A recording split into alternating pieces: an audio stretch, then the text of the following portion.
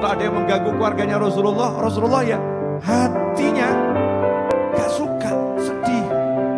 Kalau ada yang mengganggu keluarga Nabi Muhammad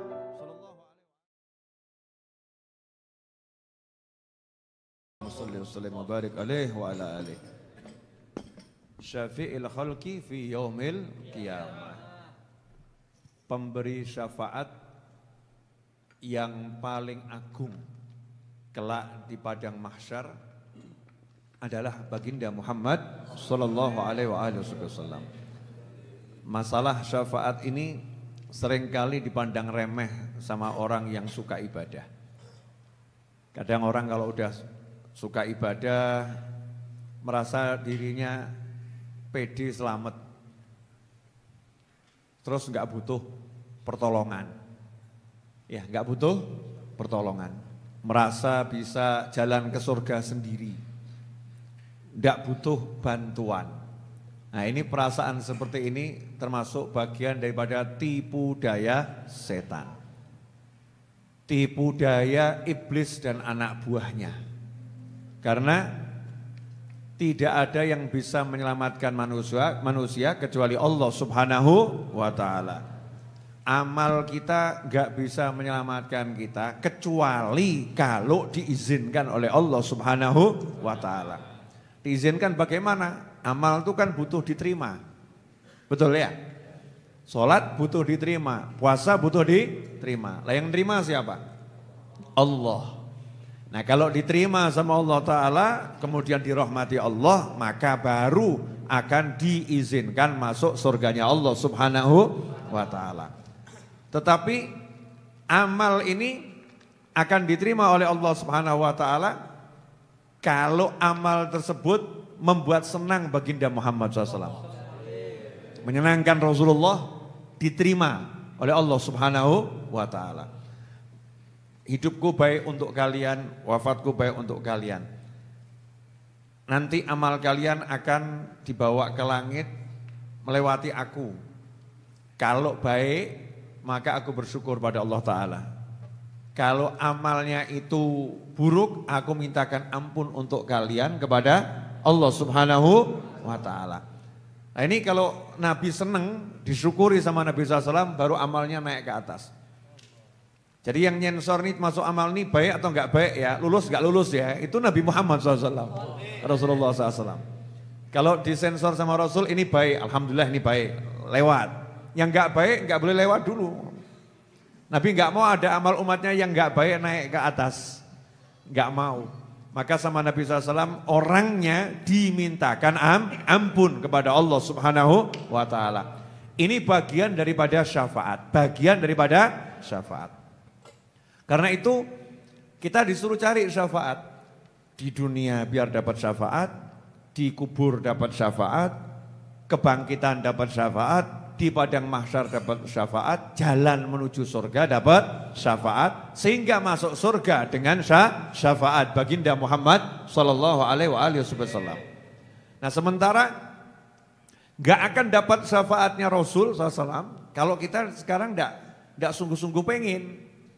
Kan syafaat itu bagian daripada kita minta ya. Nah kalau minta nanti dikasih. Nah kalau nggak minta nanti nggak dikasih. Siapa yang nggak dapat? Yang meninggalnya nggak husnul khotimah. Na'udzubillah min dzalik. Karena kadang orang meninggal ya KTP-nya Islam. Dilihatnya sebagai muslim. Kita selenggarakan jenazah sebagaimana seharusnya seorang muslim. Tetapi antara dia dengan Allah yang tahu Allah. Na'udzubillah min dzalik, ternyata pada detik-detik terakhir ruh akan keluar, hatinya pindah pada selain Allah. Na'udzubillah min dzalik, itu namanya su'ul khatimah. Gak bisa dapat syafaat. Tapi kalau detik-detik terakhir antara dia dengan Allah, dia iman pada Allah Subhanahu wa Ta'ala, maka dia husnul khatimah. Modelnya seperti apapun akan dapat syafaat. Nah ciri-ciri orang yang akan husnul khatimah adalah orang yang terus mendekati Nabi Muhammad SAW. Fafirru ilallah, kejar Allah. Nah kejar Allah itu dengan bagaimana? Mengejar orang-orang yang dicintai oleh Allah. Mengejar amalan-amalan yang dicintai oleh Allah. Kejar itu. Nah kita mengejar Nabi Muhammad SAW. Karena itu Sayyidina Abu Bakar As-Siddiq radhiyallahu anhu ngasih satu amalan yang luar biasa. Kalau kita pengen dapat cintanya Nabi Muhammad SAW, karena dengan cintanya Rasulullah kita dapat cintanya Allah Subhanahu wa taala. Wasiatnya Sayyidina Abu Bakar As-Siddiq radhiyallahu anhu, carilah kedekatan dengan Nabi Muhammad SAW dengan cara berbuat baik kepada keluarga Nabi Muhammad sallallahu alaihi wasallam.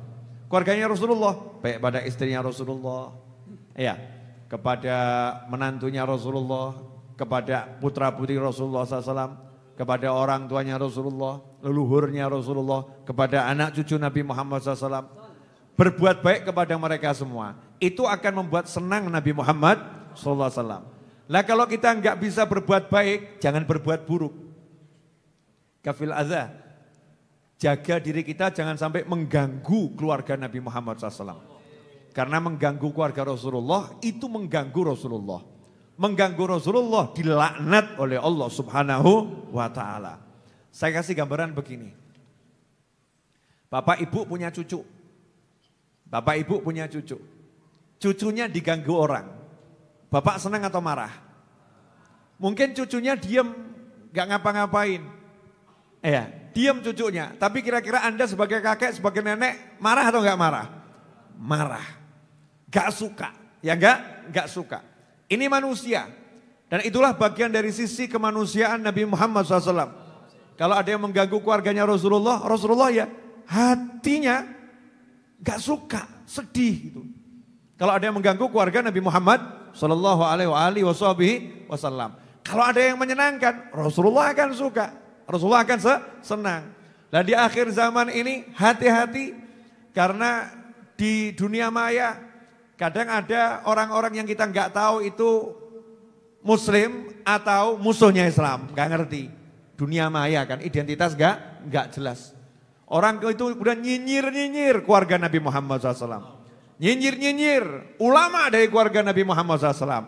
Gak usah ditanggapin, gak usah diikutin. Gak usah ditanggapin, gak usah diikutin. Ya kita tetap pada thariqah mustaqimah, jalan yang lurus, lempeng. Cintai semua keluarga Nabi Muhammad sallallahu alaihi wasallam.